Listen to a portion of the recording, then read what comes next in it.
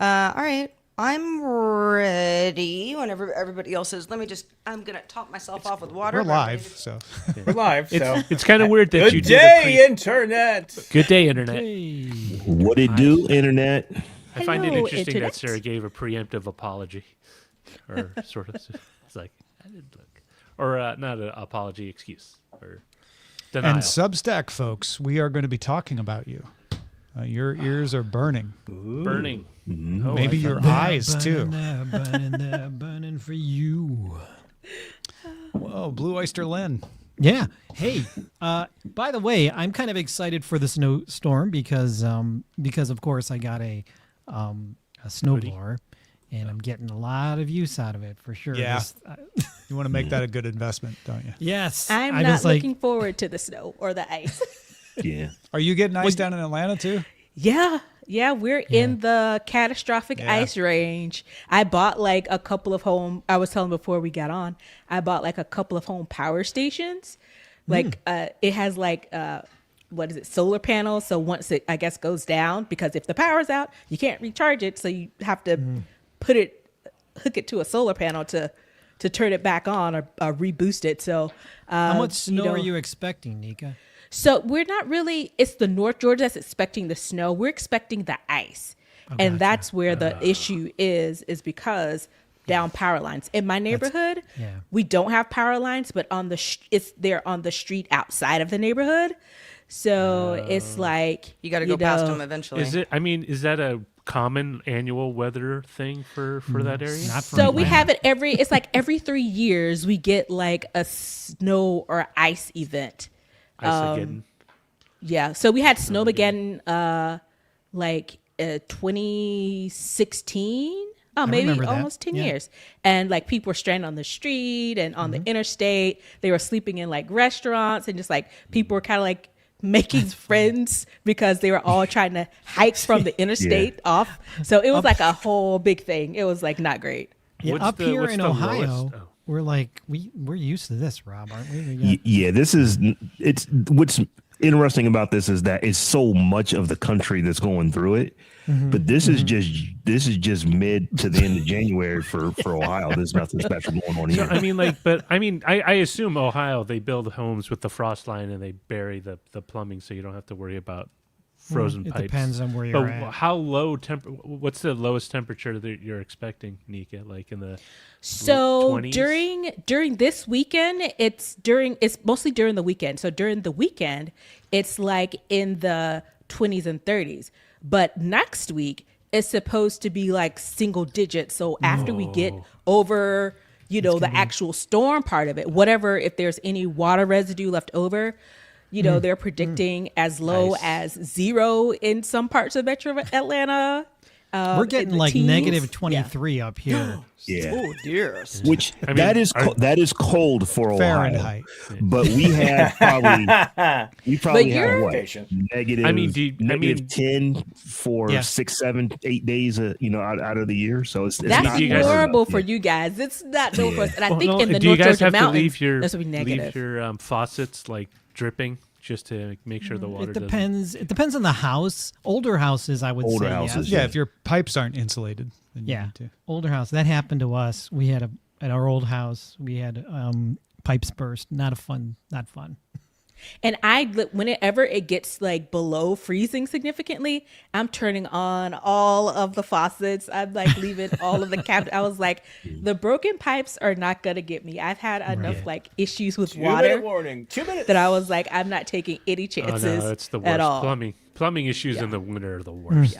Yeah. Yeah. No good. Yeah. It doesn't Yes. dry, and then it's just Yeah. I've had to have, the fans in my house before, and it's just so loud, and it's just like, oh my God, when is this gonna end? So I've taken the proactive step. I was like, it's fine. The water bill, sure, it may go up a teach, but I don't care. I'm leaving and I have like 4 bathrooms in this house. So I'm like, I'm turning on everything, anything that has water connected to it. Trust me, it is, getting. Rob, do you have generator? Do you have a generator in case things go down? I don't have a generator, but my dad does have a whole property generator now, so it'll actually run the house. In his little pole barn that he has on the side of the house. That's the one thing I don't have. My neighbor has generators, but 1 we minute. don't have that. Hey, Jerry is getting to listen to the show live for the first time in a long time. About a year. I'm sorry you're Jerry. homesick, Jerry, but glad to have you here. And Laminar Rainbow's in the Patreon chat instead of the YouTube chat. What are you doing over there?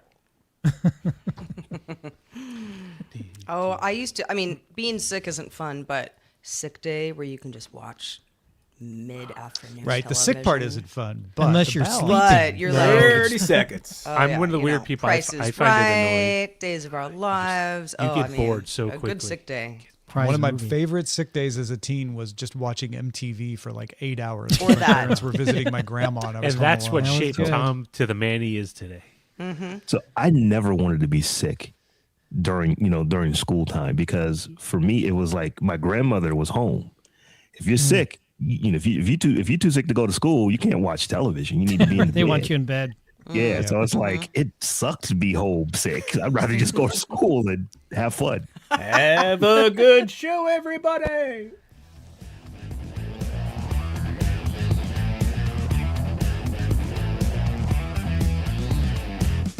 Good day, Internet. This is DTNS Live for January 22nd, 2026. It's also a Thursday. From Studio Animal House, I'm Sarah Lane. From Studio 7 in Los Angeles, I'm Tom Merritt. From soon to be chilly Columbus, Ohio, I'm Robb Dunewood. From the impending icepocalypse Atlanta, I'm Nica Montford. From Hoth, drawing the top tech stories, I'm Len Peralta. I'm from California, so yeah, it's mildly warm. Stop bragging. Hey, it rained Preshow for producer 5 advocate. seconds this morning, okay? It was hard. DTNS Live is made possible by you. Thanks to everybody who supports the show, including Chris Zaragoza, Mike Akins, and Norm Fazekas. And welcome, one and all, to DTNS Live. This is the show where we discuss this week's tech news, and we help us all understand it as we go through it together. Nica Montford, I know you're preparing for some icy conditions, but how are you otherwise? Otherwise, pretty good. Just, hoping the power doesn't go out. Yep, Yeah, that ice is- on the lines. Not good. Yeah. Not Nope. good. Yeah.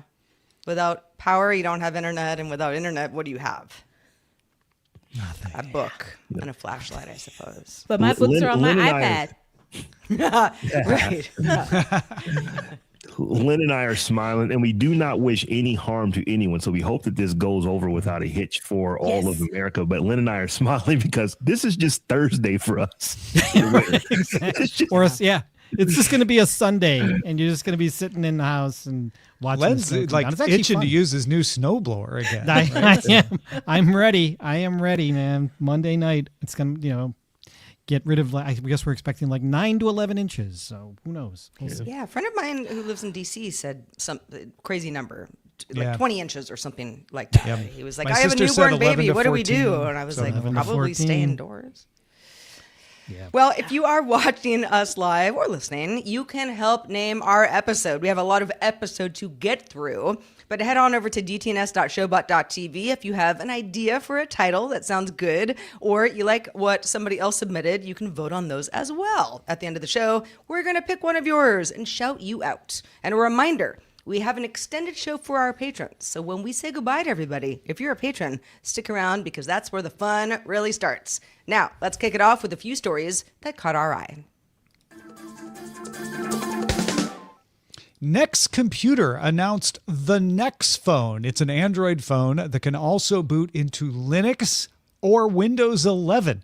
Ships with a USB-C dock, so you can attach it to a mouse, keyboard, or monitor, so you can use that with those desktop operating systems. Or you can buy the Nex Dock 360 laptop frame. The Nex phone ships in Q3 for $549, and you can reserve one online right now for $199. Curl, maker of the Curl command line utility and library, is shutting down its HackerOne bug bounty program due to what it says is low quality, often AI-generated security reports, noting the surge in invalid submissions is overwhelming its small security team and removing the incentive to submit slop as their only solution. Curl will stop accepting HackerOne reports February 1st and move to direct GitHub submissions with no monetary rewards for doing so. Apple is rumored to be cooking up a tiny AirTag-sized AI-powered wearable pen that with cameras and a speaker possibly coming in 2027. It's all about capturing your surroundings, part of AI's big AI push. This shows the move towards specialized AI gadgets, even if early ones like the Humane AI pen haven't totally hit it big yet. Well, Apple loves to reinvent an idea that already exists. We kind of talked about this a little bit on the Mona show yesterday, that sometimes an idea comes out and it gets poo-pooed and panned, but then somebody comes out and just does a little tweak or makes it a little smaller, makes it a little faster, and it might do its thing. I don't know if this is it, but you probably will see in about a year or so. Feels overly complicated. Suspicious.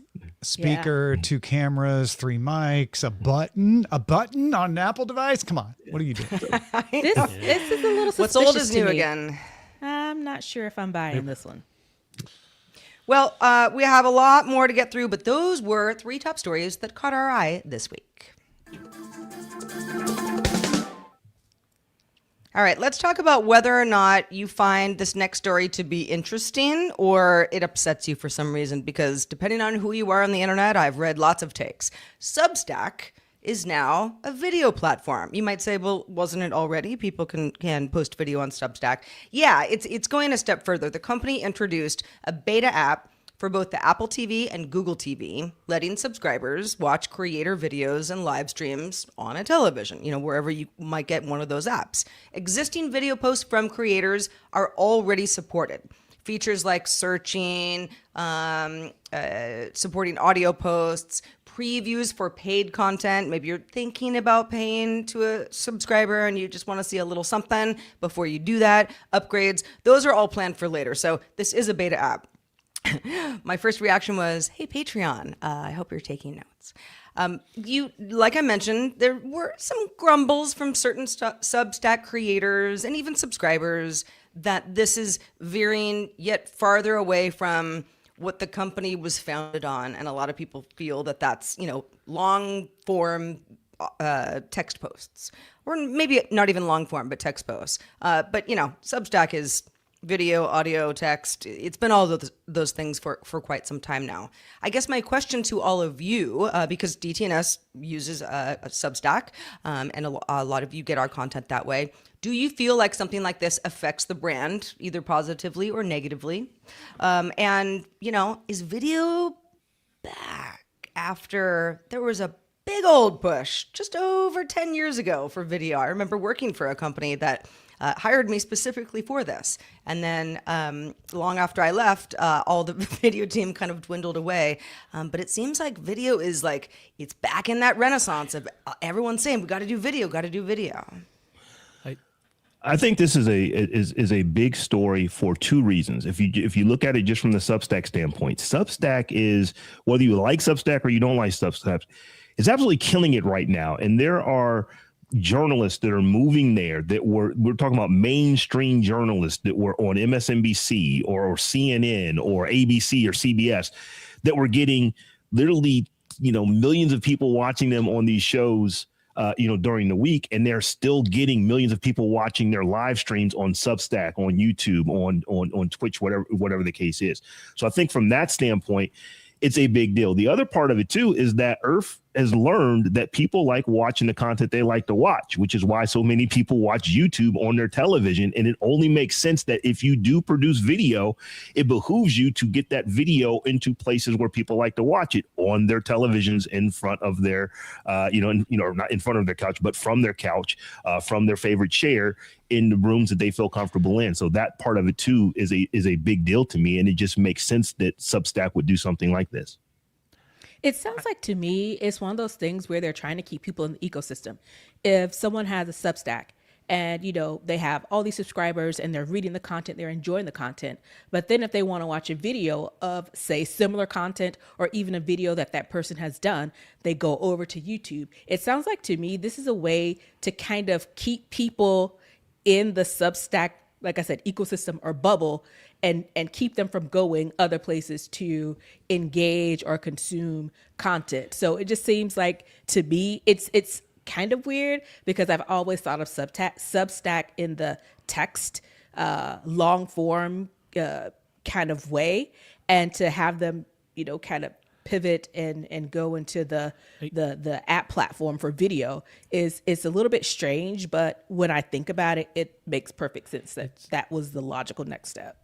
I think it's just a tacit implied, understanding that if you want people, what you're saying, Nica, to make it more sticky, and you want people to be on it, people can't really be glued to their phones the entire time. One of the things that having a lean back television experience allows you to do is to get up and move while it's still running. So yeah, you can pop in and get what's going on, but you can still fold the laundry. You can, work on something else. Like there's sort of a multitasking function that having a TV in the background, even if it's on YouTube, if it's on something else that isn't, our normal TV viewing or streaming video, enables. I do that all the time. I watch YouTube and I'm still doing work on a laptop. Yes, right, YouTube, on the TV. right?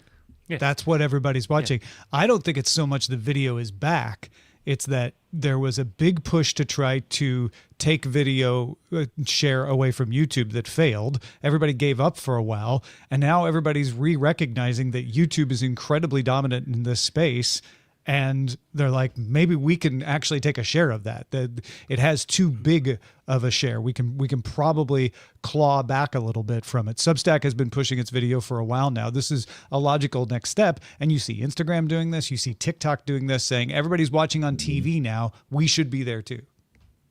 Yeah. I mean, Rob, you mentioned, somebody who had millions of daily viewers on MSNBC moving over to Substack and doing more or less the same kind of content. It's like, not everybody from cable news is, that's not the only people who are doing video on Substack, but that sort of like, hey, it's 5 p.m., turn the TV on, maybe I'm kind of in and out of the living room, but, making dinner, whatever I'm doing. A lot of people really like that routine. Doesn't have to be in the evening, but at least for me, it's when I watch most of my TV. And for Substack to be like, yeah, you just do that the same way. The creator's getting paid because you've subscribed to them, and everybody wins. Yeah, and they're removing the friction. It is nice to sit down and watch something on my television as compared to having to put my phone in front of my face and watch it this way. That's just a nice experience. So to me, it makes sense. Now, one of the other things you said, Sarah, was that there is some pushback. Folks are like, well, Substack was never meant to be this. And I think that not just Substack, but content in general is going through a platform purity test to where, you used to be this. And you can only be this thing ever, because if you become that, you're no longer what you used to be. And I'm not really one of those people. Like, there are folks who will say that if you can watch a podcast, it is therefore not a podcast.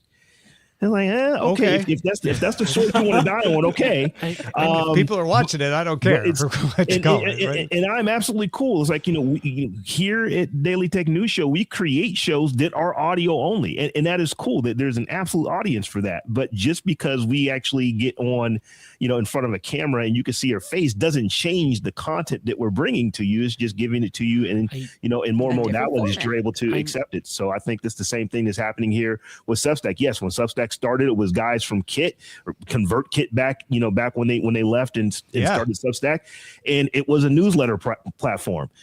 But now it's not. It's way more than that. You can still do newsletters on it. I would imagine that most people who subscribe to Substack newsletters don't even know they're subscribing to Substack newsletters. Folks who are actually inside of Substack's ecosystem, they tend to like it. And, it's Substack doing pretty well there. Microsoft started as an operating system for Altair computers. Apple started as a do-it-yourself kit where you had to build the outside. Like, companies evolve and do different things. The question is not is it staying true to its original mission? The question is it still useful for what I want to use it for? Yeah, This I reminds started me as a defensive tackle that wanted to become a doctor. Look at me now. This reminds me so much of the early days of DT. blogging. It was like, I mean, we all had our favorite blogs. You know, there were certain blogs that I went to at least once a day, maybe even a couple times a day if I knew that the creator was going to be posting a lot of stuff. You know, mostly text, but you know, you get some photos, maybe a little video, whatever. And this is pre-podcast days. And discovery was a huge thing because if somebody shouted out someone else, maybe I go over to that other blog and I'm like, oh, I love this bookmark. And I think that discovery, we've never really figured that out. And part of it is there's only so many hours in the day. I have lots of podcasts that I really enjoy, and I just can't listen to them in any given week. Like, I'm always going to be behind. So I just kind of have to pick and choose based on what I'm in the mood for, or, you know, is this walk going to be 20 minutes or 45 minutes type thing. Substack, I subscribe to, not that many, but a few, you know, that I pay for. And just the other day, one of my favorites linked to another Substack guy I'd never heard of, don't know him, have no idea, you know, don't know his history, whatever. Started reading a few of his posts, and they were long form text posts. It wasn't video. I was like, this is amazing. He's great. And I was not going to run into the Substack otherwise. So I think that that's where Substack is also trying to, you know, like you said, Nica, keep people on the platform and get people interested in, like, who else is on this platform? You know, there's a lot of like pretty savvy folks here who are smart and, you know, have worked in media before. And Stoic it's Squirrel interest- throws this out. YouTube was built from the ground up to be a video service, whereas it feels tacked on in services like Substack. Well, how do you feel? Do you agree with Stoic Squirrel? And I was going to mention this. Like, both Robb and Sarah both hit on something I thought was interesting: discovery and friction. Right. One of the things about YouTube is it's pretty frictionless, and in fact, oftentimes it is very easy to find someone who already has a Substack and they already have YouTube content. And you can publish your Substack videos to YouTube, like they give you a direct connection. And guess where I automatically go, right? Yeah. Like it's for me, the experience that YouTube has presented is a lot. Is it frictionless, or are you just used to it though? Well, is there? But at some point, is there a difference, right? If you've been trained into a specific mode, you are sort of just going to go with the inertia of it, right? Right. That's why everyone, when they came up with a smartphone after the iPhone, they all tried to be iPhone-like because they knew people were kind of sort of wedded to that sort of look, feel, and design. And they added their own elements, but, you know, at some point, you know, I wonder how they overcome that. Like, I can find weird stuff on topics I am looking for from people I know, but then the algorithm will just pop up stuff that is related tangentially, and I will just kind of spend several hours on it, you know, without thinking about it because it's just a rabbit hole of content. And I don't think Substack's trying to be that, though. Substack's trying to be, hey, you are a devotee of Justin Robert Young's videos, and some of them are behind the paywall. So you can watch his free ones on YouTube, but if you want to watch all his videos, install the Substack app on your TV. Now you can watch all of them, and it trains you to start using that Substack app. Well, I see what and you're there's saying, also, whether or not it's true, people have a perception that if it's behind a paywall, it's the good stuff. Yeah, right. You know, so it's like, oh, you know, this is Justin Robert Young's really primo content, the stuff that, you know, the people who really care about him are going to get, and not everybody. And so there's sort of like, I've devoted myself, and now I'm kind of on a better tier. You know, I feel like Substack has a better shot at this than Instagram, to be honest. I feel like everything Roger's saying applies to Instagram more than it does to Substack because there is a more devoted niche following on Substack. I agree with you wholeheartedly, Tom, because the fact that there are people who I subscribe to on Substack, not because I read their newsletter. I have not paid for a newsletter yet on Substack, but I pay for video there because I like to consume the video that they have. So if I can now go start watching that video on my television, that's just a benefit to me and makes me, you know, probably stay in that ecosystem maybe a little longer than I would have because there's friction when I can only look at it on my phone, tablet, or computer. So I think this is is a slam dunk for Substack just because there are a lot of creators that are going there specifically to create paywalled video. And I think the other thing to note is I think Substack is meeting their consumers where they're at. Just to your point, Rob, you like video more than you do on the text. So there's probably like, there's a whole, subset of people that would prefer to see their content rather than read it. So who are we to deny them? So let's give them what they want. And if you like to read the long form content, hey, that's still here too. So again, it's keeping people within the ecosystem and giving whatever the consumer prefers that option to have it in that space. All right, Rob. Apple has officially teamed up with Google to use Gemini to power Apple Intelligence, but we've got rumors that Apple is also planning to turn Siri into a chatbot of some kind, much like ChatGPT. That's right, Sarah. And I'm beginning to wonder if this is what you would call Apple leading from the rear. Apple announced Apple Intelligence a year and a half ago, and we thought that they were going to build their thing and they were going to compete with ChatGPT and Perplexity and all the others. But what they've actually done is said, you know what, we're just going to run on Google Gemini's foundation model because it's really good, and we'll Applefy it. We will put our own UI on the front of this, but this is how we're going to move going forward. And now we have Mark Gurman from Bloomberg saying that it looks like they are going to turn ChatGPT. They're going to turn Siri into a chatbot similar to ChatGPT. And the interesting thing here is that Apple has actually come out and said, no, this is not what we're going to do. This is not what we want to do, relatively not too long ago. So the fact that they've even done an about face on that, and I think what we're starting to see here is that Apple, and this is an opinion, but I think it's somewhat informed, is that Apple has really missed the mark on AI. I don't think they thought AI was going to be what it is. And they just got so far behind that I don't know that Apple, without spending tremendous resource, could actually catch up in this space. I think they are too far behind. So it makes sense for them. Let's just Applefy someone else's stack like we have done with other things. And, we'll make sure that when we run, Gemini's models, it's secure. We're going to run it in our own servers and things like that. When we actually make Siri a chat bot that is similar to ChatGPT, we're going to do it with our security models in mind, and we'll Applefy it and make it look like our stuff.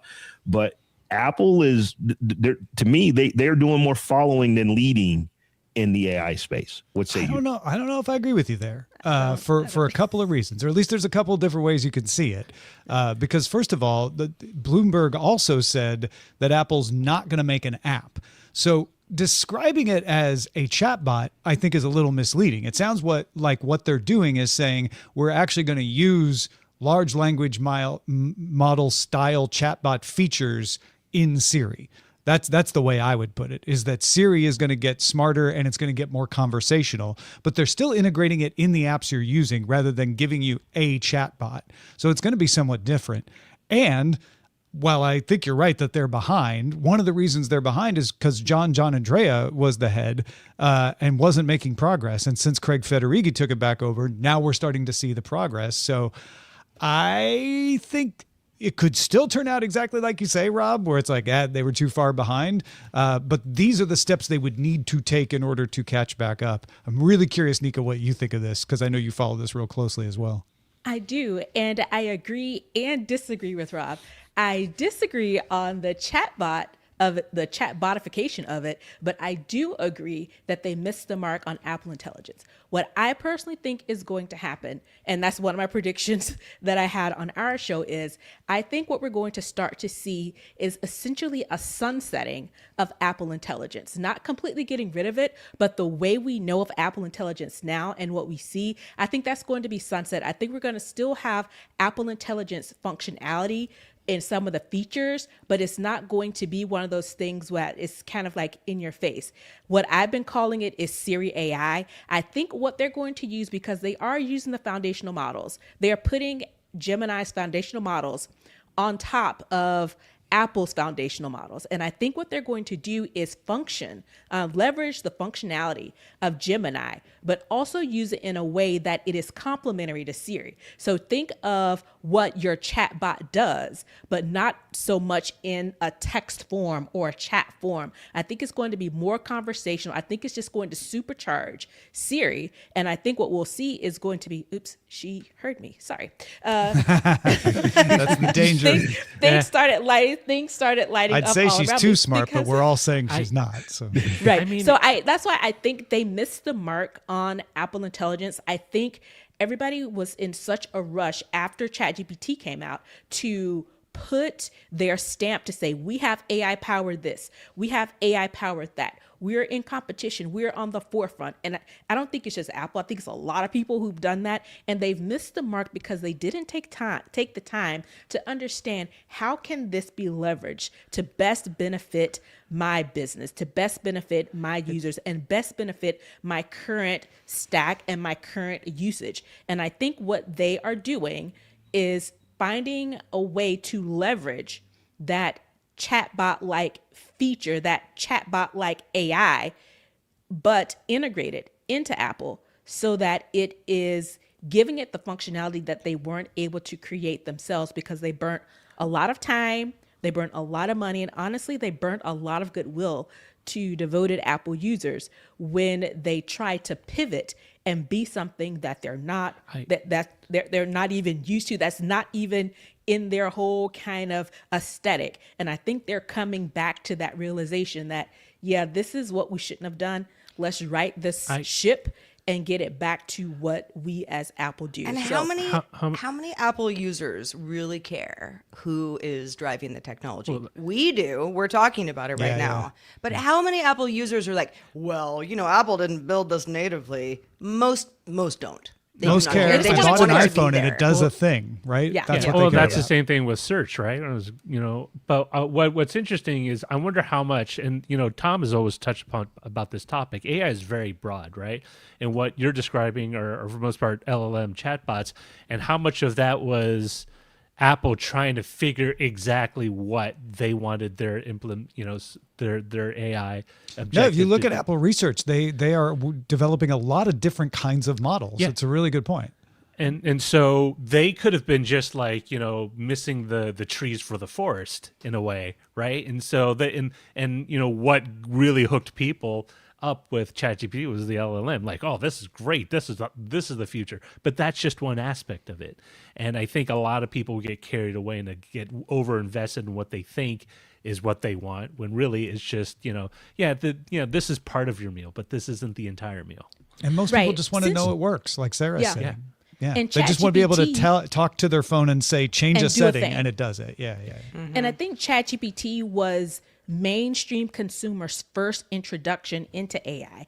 AI has been built into a lot of things that people use. They just didn't know it. They just didn't realize what it was. And that's why I say I think that what we know as Apple Intelligence now, I think is going to morph into being more production-based and allowing Apple's software, its apps, its features to be enhanced in a way that you may not necessarily see so much. And I think that's why I've been calling it Siri AI, because it kind of gives it that kind of, link to AI, but it also allows it to function in a way that Apple is accustomed to, and the way that their whole kind of framework even works. So it's one of those things where I'm interested to see how this works, because if you notice, when Apple Intelligence was first announced, ChatGPT was the organization that they initially partnered with. Of course, you had to say, hey, it would say, do you want more? You have to go to ChatGPT. Do you give it permission? All those things. And for them to switch so much from being ChatGPT focused, even though they said, we're going to work with other services as well, ChatGPT was the first one. And I think when they were doing their analysis with ChatGPT, with Gemini, and I think the other one was Anthropic. They were testing all three of these to see which one would work best with what they were trying to do with Siri and with Apple Intelligence. And it looks like Gemini came out on top, and that's why they're using them. Some of the reporting around that has been that OpenAI actually backed away and said, you know what, we don't want to be this right now. Some of it had to do with the fact that Google could provide the cloud services for some of this to happen. And I thought it was really interesting in Gurman's report that he said that Apple is building this in a way where their foundation models are the most important layer before your request, and they can swap out the back end if they need to. So if they decide to switch from Gemini to GPT 5.3 at some point, they could. That's a very lift one important out point. and lift something else in. Yeah, I think that this, Sarah, to your question, will people care? I don't think they'll care. In fact, I don't even think they'll know. I think that when Apple Appleifies this, it won't look like Apple stuff running on top of Gemini foundation models. It'll just look like Apple stuff. And I think that people won't even have it in their mind that, oh, if you really read that really fine print, Google Gemini is doing this. If we think about the announcement, Google came out with an announcement last week. Google pretty much said, yeah, that's what we're doing. And they said nothing else. It was literally like, we're doing this thing, and they didn't talk about anything else of it. So I think that they have decided that we're going to do this running on top of Gemini foundation models, but our stuff is going to be that middleware that people interface with, and you'll never know that it's using Gemini. And if we need to change that down the road, you'll probably never know that either. Yeah. And you know what I think people will notice? The one thing that people will notice is that it's a lot better. And I think that is going to be the kind of switch for people to say, hey, something changed, because it's going to probably be a lot better than what it is now. Actually, hey, SIRI with less suck. Speaking of SIRI, Rob, I know you talked about this on Daily Tech Headlines this morning, and Josh actually wrote in just a great email, and it just ties right into our conversation. Josh says, hey, team, as Rob was talking about the SIRI, I'll just say the letter S going forward, upgrade, I wanted to share my exchange with S just last evening, which just shows why it needs a change ASAP. This evening, walked up to my front door, has a Yale HomeKit lock. Both of my hands are full. I say, hey, S, open the door. S says, how can I help you with the front door? Josh says, can you please open the front door? S says, would you like me to look up how to open the front door? I'll need to access ChatGPT for that. Josh says, no, S, just unlock the front door. S says, okay, I'll look for locksmiths in your area. Sounds about right. I think we've all been there where you're like, listener. oh my gosh, what is wrong with you? I may have sworn at Siri. Oh boy. Many a time I yell at before. Amazon's assistant more often than good old S, but yes, room for improvement. Let's just put it that way. Absolutely. Yeah. You don't want to make an S out of you and me. Nope. Hey, Rob, did you like that polo that Amos and I were wearing at CES? It was pretty fly. I had the hoodie, but the polo was kind of nice. I'll give it to you guys. You know what? We had a few people ask us if they could actually have the polo, and we're like, you know what? We gave the polo to Kevin, KT Data, so we have to make more, and we're doing it. DailyTechNewsShow.com/store. Not only can you get the polo that we wore at CES, it's an Adidas shirt, so it's a nice shirt. Has the QR code on the sleeve, Daily Tech News Show logo on the breast pocket. But Joe actually put together a bucket hat with the DTNS logo on it and a keyboard mat that has the Len art of me, Roger, and Sarah, as well as the DTNS logo. These are all new items at the Daily Tech News Show store. Big thanks to Joe for putting all that stuff together and making it happen. Go check it out, and all the other fine items available to support the show, dailytechnewsshow.com/store. All right. We can't get away from AI. You might enjoy AI-generated content. You might not. But it's not going anywhere. I think we can all agree on that. So Nica, there's some pushback from certain artists and the platforms that they use. Let's talk about that. Right. So there is an increasing number of AI artists that are becoming really popular. And honestly, there are some people who are listening to music and don't even realize that they're listening to AI. So last Tuesday, Bandcamp announced on their Reddit, their subreddit, that AI-generated music would not be allowed on the platform. The company said, in part, music and audio that is generated wholly or in substantial part by AI is not permitted on Bandcamp.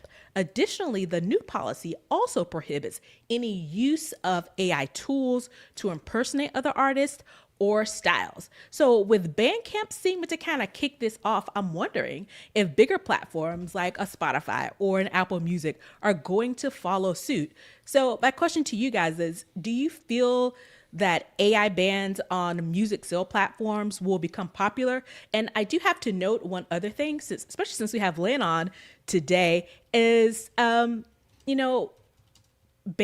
of AI generated content is not just limited to music as per Bandcamp, but if you think about it, at this year's San Diego Comic-Con, the sale of AI generated art was banned. Not the display, but the actual sale of AI generated art was banned. So this brings up a unique concept of what's going on when it comes to money and sales as it relates to any type of AI generated creative content. One thing that I saw that San Diego Comic-Con was going to push back on AI art. And my first thought is, how are they going to know? And the reason I asked that, and it goes back to the music thing, is I was listening to a song on Spotify. It came up. It was a Lord of the Rings dance thing. It was called Lord of the Disco or something like that. And I was like, this is a banger. This is really good.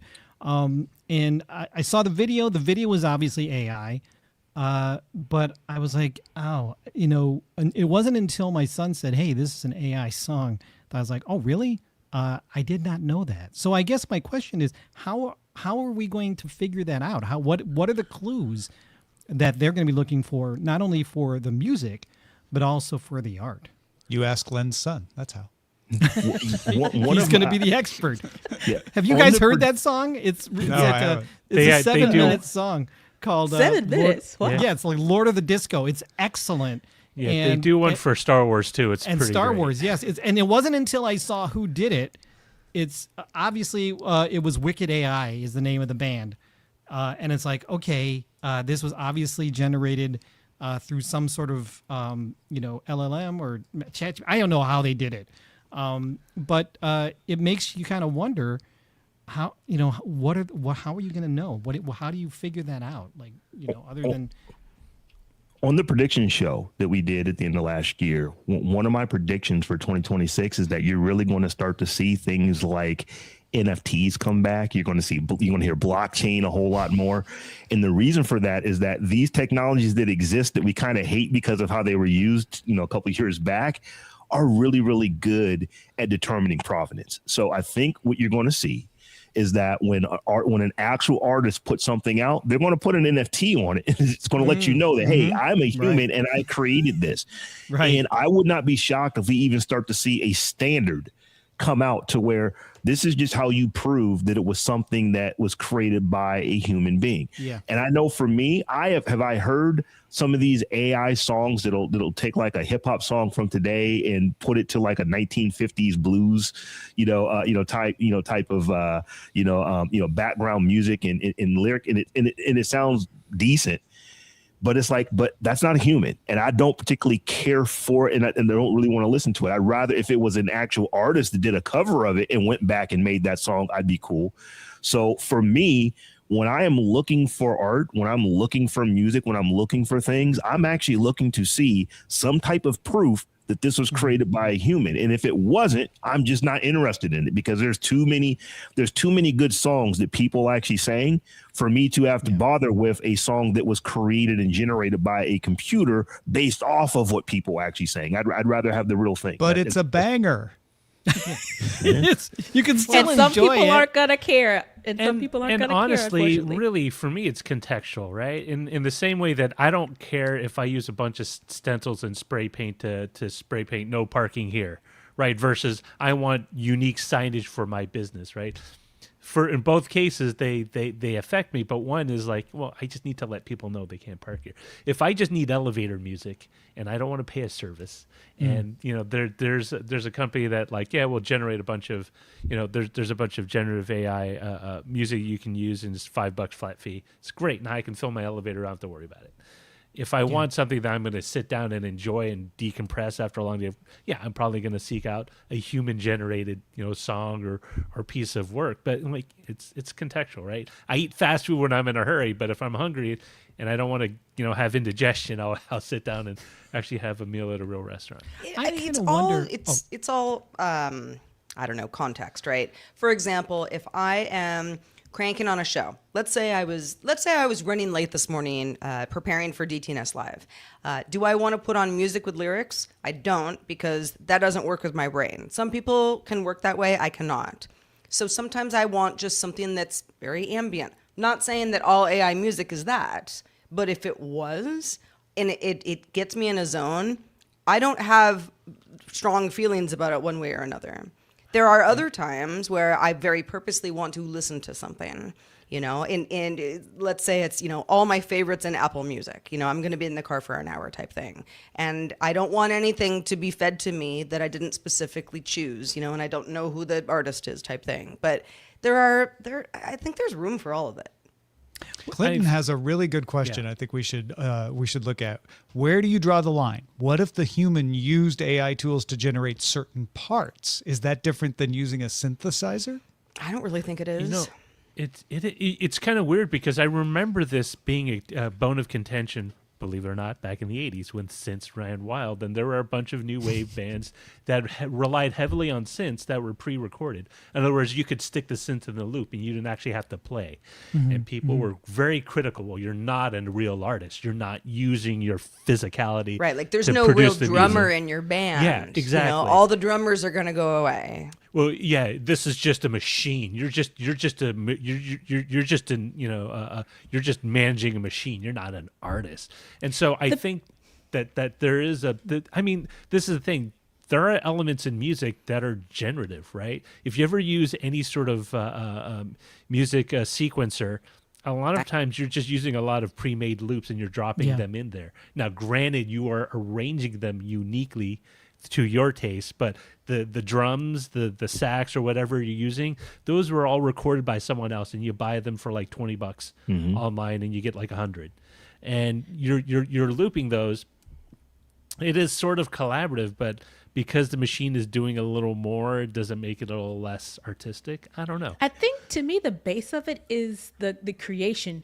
It's one thing to have something completely generated, and then it's another thing to have me say I create something and then I enhance it. To me, those are two different things. And I think my biggest thing with the AI music, or whether it's artist, is one of those things where are you taking from something existing to create your thing? Because my thing is like, how are these artists creating their sound, their voice? Are they have to be pulling that from an actual person who makes that sound with their voice, right? But to make that's that where song, it kind of comes in for me. That's where it's kind of I guess tricky for me. My argument would be, well, you need to prompt it, right? These tools aren't going to just sit there and generate something with no prompting, right? Like, oh, crack, and it just pumps out like a number one, a dance floor hit. No, you got to tell it what you want, make it like this, have so many beats per second, and then 10 minutes, 3 minutes in, you shift to this higher tempo. So you have to input things that you want for it to decide. Oh, go ahead. Here's where I would have a problem. If I were to say, take 50 Cents in the club and make it sound like a 1960s blues song, and then 30 seconds later I have it, that's not art to me. That is that is that's pretty awesome. You're taking established content, and that's the same. Or if you say, create a song create me a song, create a dance song that sounds like Beyonce would create it. Right. So you're and say it's a completely different song, nothing that Beyonce has created, nothing that she's done, but it gives you the sound and the essence of what her voice is, what her music is. To me, that's not creating. That's taking and also something how from is it someone else to being create it. used? Yeah, it's like Well, if Rob's example of 50 Cent, as a blues song, like you play that for somebody at their birthday party, everybody laughs. What's the harm? Or does that end up being something that is generating content somewhere online, which is going to upset everybody? This is my very weak anecdotal point on this. Is like, so Graham Nash from Crosby, Stills and Nash, he used to do basically oversized versions of existing art that he called Nash editions, and he basically used an industrial plotter to do it. So all he did was take the image and just blow it up and then print it out, and then he would charge you for it.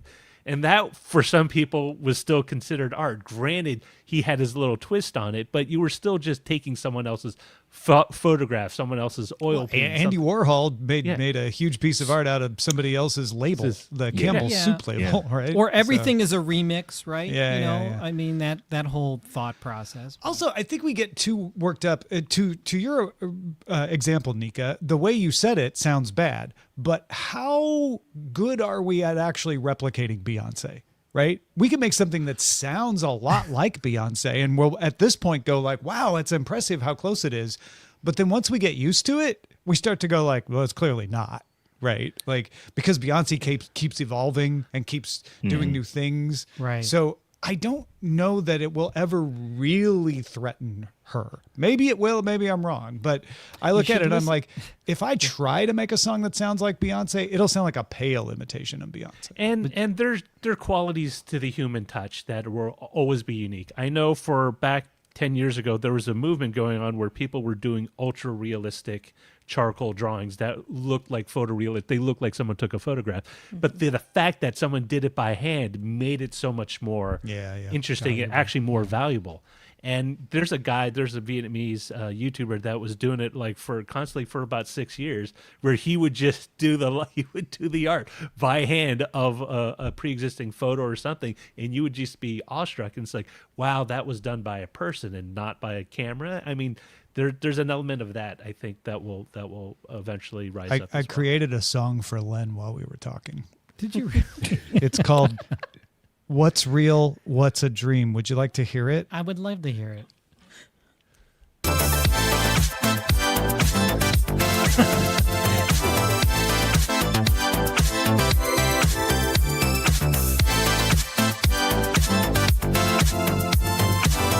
This has got a nice beat. I don't like it. You gotta, I'm telling you, if you got a second, There's go something weird find about that song. Go find that Lord of the Rings song. One thing about it is that it sounds like Celine Dion, like a disco Celine Dion, but the lyrics are fantastic. If somebody prompted those lyrics, I got to give them. I got to give them. Because they could have prompted the music and then tweaked the lyrics. Maybe they got the lyrics to work partly, and then tweaked them. That's where it starts to get muddy.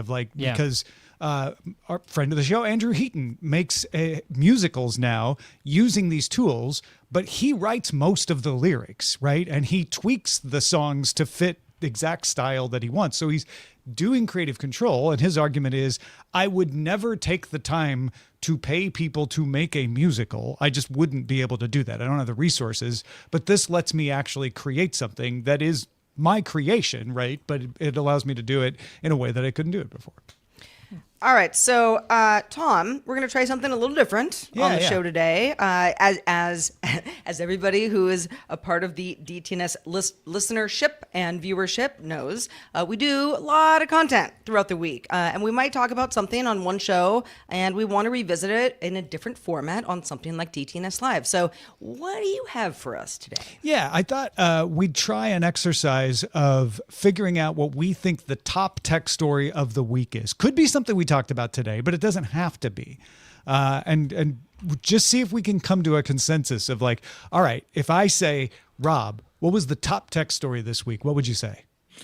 I'm actually leaning to the first thing you wrote in here, OpenAI putting ads in ChatGPT. That was over the weekend. It was broke late Friday, I guess. Yeah. It was over the weekend. And it's something that I think that most people probably expected, but the reaction on the internet is also what I expected. People are up in arms and they cannot believe that this thing that was completely free to them, how dare you take something that was free and you actually try to monetize off of the thing that you give me for free. Well, not only that, but if you pay $8 a month for the new Go plan, you would also get these ads at some point. So yeah, that definitely reverberated. Like, in fact, I think it was Tuesday that Google at Davos was Demis Hassabis from DeepMind was quoted on the sidelines saying like, well, we're not putting ads in Gemini. Not anytime soon, anyway. They you know, never say never. Because we're already printing money from our ad strategy that we've been doing for quite some time. Yeah. I that's a good one. That's a good candidate. Any takers for chatbot Siri? Anybody think that one's a bigger one? Anybody want to argue the OpenAI one? I'm leaning towards the OpenAI one because of the fact that this shouldn't surprise anyone. We've been seeing also in the news that OpenAI is losing $15 million a day. So it's like, we gotta get this money back. And two, the amount, they're looking at a cash cow here with people who've basically used OpenAI's ChatGPT as their therapist. They use it for work. They use it for home. So you have a built-in profile of each person's specific likes. So why wouldn't you have ads on it to go directly to what you know a person is interested in, what they're thinking about, what they're working on? And another thing to say, free is never free, and people just got sucked into that. Nothing is ever free. $8 is not free. No, I mean free. I mean the service being free, I know. and people giving everything into it, and not understanding that data is currency. They give out the free samples, you get hooked, and then you just keep coming back, and eventually you pay $8 a month, and you still get ads. Yeah. Well, no. Yeah. Well, no. I mean, that's how it works, right? I mean, that's inevitable. That's going to be inevitable. It's a pretty big story. You're right. It's a big story, and and for me, it's sort of just ties into, at some point, some of this stuff needs to make money, and when you see stuff like this coming around, I think it's a sign that people are like, "Where's the money? Where's the money? Follow the money." Nick with a C wanted to make a plea for Sony and TCL doing their TV deal. So they're creating a joint venture where TCL will be making the TVs, but using Sony's tech to make LCD TVs. Sony guts. So it's a joint venture independent of both companies, but 50% owned by TCL. So it is Sony kind of distancing themselves while keeping all the intellectual property. There's some Sony Bravios that are still pricey, but they're on sale, which I assume has something to do with this upcoming deal. It may or may not. Trying to get some of them off the shelves, I suppose. But well, this deal doesn't start for another couple of years. But I mean, this is the thing. 2027, TCL, Hisense have basically filled the niche at the bottom of not like in performance, but just basically the pricing structure where LG and a couple of other South Korean companies used to be, but they've moved up the chain now, and so they filled in that spot. Vizio used to be one of those too, where it was just like, yeah, it's a good TV, not the best, but it's affordable, and if I wanted a 56-inch TV for $400, that's what you get. I like getting the listener suggestion in here. That's a good take. Thank you, Nick, for submitting that. Yeah, no, it's definitely. So it feels like we're all pretty much on the OpenAI ads being story of the week, though. Yeah, that was. I will add one other thing. So I was on social media and I saw this post about Earth getting another moon. This is a traditional tech. This is more science. And I was started the sentence with "I was on social media," so I'm already. So someone's building a moon. And so when I saw that, I was like, "This has to be fake." So here I go doing my little Googles and my research. They're calling it a quasi moon. So apparently there's an asteroid that's going to be in our orbit for the next 60 years. And we're going to see a moon and then basically another moon that's smaller that's nearby for the next 60 years. It's called 2025 PN7. I shall call it Mini Moon. And I was like, wait, how do we just get new, things? So when I go to the deserts in the Southwest, I can replicate that kind of Tatooine scene, except with 2 moons. Well, you won't be able to see this one. I feel like this is something that astronomers are like, yeah, this happens all the time. Asteroids start orbiting the Earth technically, but they're not really moons. You're not going to be able to see them. But it's a pretty cool headline. And it's there, and it's just like, how did this new thing just pop up and nobody's saying anything? Everybody's okay with this? I wanted to have a retrograde rotation. It's spinning the opposite way. So Nick thinks Sony, Nica thinks new moon. Not Twilight new moon, but like literally new moon. New moon. Not on Monday, every day of the week. I'm still going with the ads coming to ChatGPT. All right. I think this was fun. I don't know. What y'all think? Kicking around stories like this. Yeah. It was pretty cool. I was almost going to say the fact that Google is going to start doing free SAT practice exams. No, you don't. The industry for surrounding SATs, SAT preps, and all that stuff, huge. Yeah. If I could just, Who has children that are within a few years of going to college in this room? It's never too early to start, Tom. Yep. I mean, you knock on it now, but your long-term planning is showing, Roger. Listen. All right, let's check out the mailbag. We got some exciting news from Dan Campos passed along to us. The National Autonomous University of Mexico presents Liver on a Chip. Hi there, friends of DTNS. I have some news from your friendly neighborhood that might be interesting to you. The National Autonomous University of Mexico developed the first liver on a chip in Latin America. This device mimics the basic functions of a human liver and will be used to evaluate drugs and study liver diseases. With this breakthrough, the goal is to reduce the use of animals in research studies while also speeding up biomedical research processes. The device is capable of replicating hepatic metabolism, toxic filtration processes, and bile production through microchannels and controlled cell culture. The research team was led by Mitzi Pérez Calixto, with contributions from Cindy Peto Gutierrez, Alisa Shafiro, Lázaro Huyerta, Matthew Hautefuel, Marina Macia Silva, and Daniel Pérez Calixto. For this and more news, check out the latest Noticias de Tecnología Express. No animals were harmed in the development of that episode. Back to you, amigos. Thank you, Dad. Liver on a chip. I mean, thought it was going to be a sack. On a chip. I did too. I was like, what is this? Liver on a chip. Yeah. When I heard chips? that, I thought pate, and that's Like no, pate on a different type tortilla of- chip. I thought the same thing. I was like, Dan, what are we doing? Yeah. No, this is I'm cool. only slightly disappointed that it was an advance in medical technology. It's one of those reminders that scientists are doing pretty awesome things all over the world. So thank you again from Dan for that. Remember, you can send in any of your comments. Maybe you saw a really cool story we didn't cover. You'd like us to take a look at it. Feedback at dailytechnewsshow.com. And of course, if you're a patron, we post everything on Patreon as well. And we read all the comments wherever you send them. So you talk to us wherever you like, and we'll come find you. Big thanks to Len Peralta for putting up with me making that song about him and illustrating today's show. Len, what have you drawn for us today? I have a love-hate relationship with AI. I have to admit, I will use it from time to time for some things. When it comes to creativity, it's a little bit different. This is kind of my take on AI music.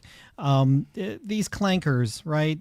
They're not going to be allowed into the clubs. Aww. And no clankers allowed here at this AI They just free wanted music to make club. their music. They just, It's really cool. do you feel bad for them or do you like them? Sad. One funk to rule them. That's that Wicked AI song. I worked it in there. Oh, I thought it was like an ode to a Daft Punk because they're sort of robotic-ish. Oh, maybe. Well, you know what? These are actual clankers. So if you're anti-clanker and it's, with this AI thing, it's going crazy every day. You can get this image at my Patreon, patreon.com/Len. Back me at the DTNS lover level. You get it right immediately. Or if you want to go the old-fashioned way, go to my online store, lenperaltastore.com, where you can purchase other prints from DTNS along with this one. So thank you so much. Nica Montford, thank you for being with us today. We hope the impending ice apocalypse does not affect you negatively at all. But in the meantime, where can people keep up with your work?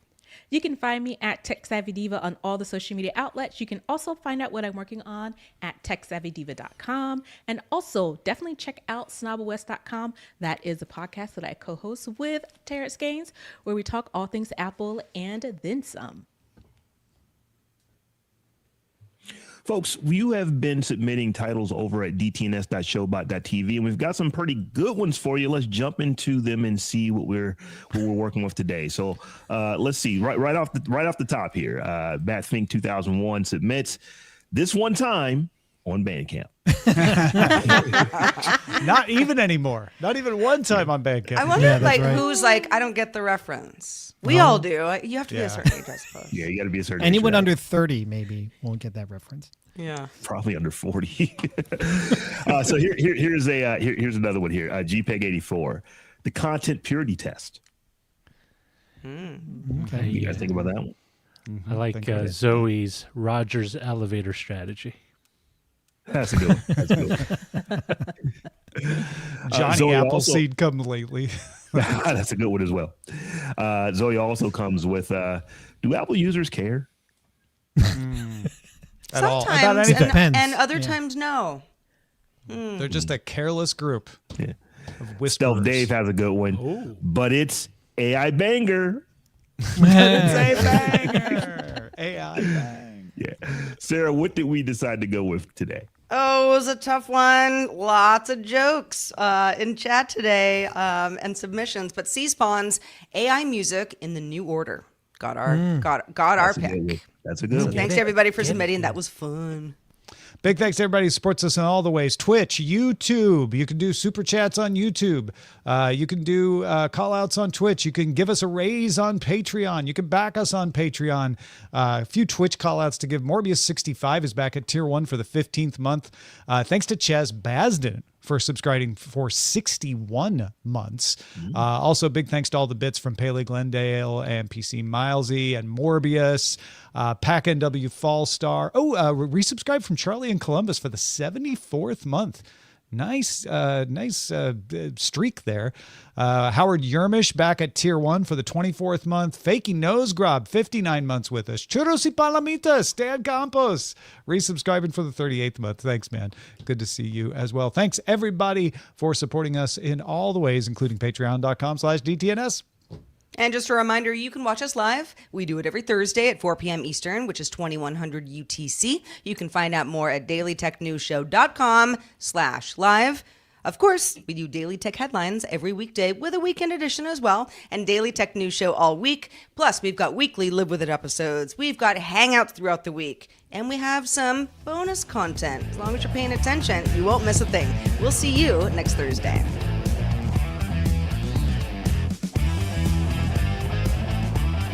This week's episode of DTNS Live was created by the following people. Producer and host Sarah Lane, host Tom Merritt, host Robb Dunewood, producer Roger Chang, video producer Joe Kuntz, producer at large Anthony Lemos, social media producer and moderator Zoe Dutterding. Our mods, Beatmaster, W. Scottus 1, BioCow, Captain Kipper, Steve Gaudaramba, Paul Reese, Matthew J. Stevens, aka Gadget Virtuoso, and J.D. Galloway. Mod and video hosting by Dan Christensen. Music provided by Martin Bell and Dan Luters. Art by Len Peralta. Acast ad support from Tatiana Matias. Patreon support from Bobby Wagner. Our guest this week was Nica Montford with a special segment from Dan Campos. And thanks to all our patrons who make this show possible. This show is part of the Frog Pants Network. Get more at frogpants.com. Diamond Club hopes you have enjoyed this program.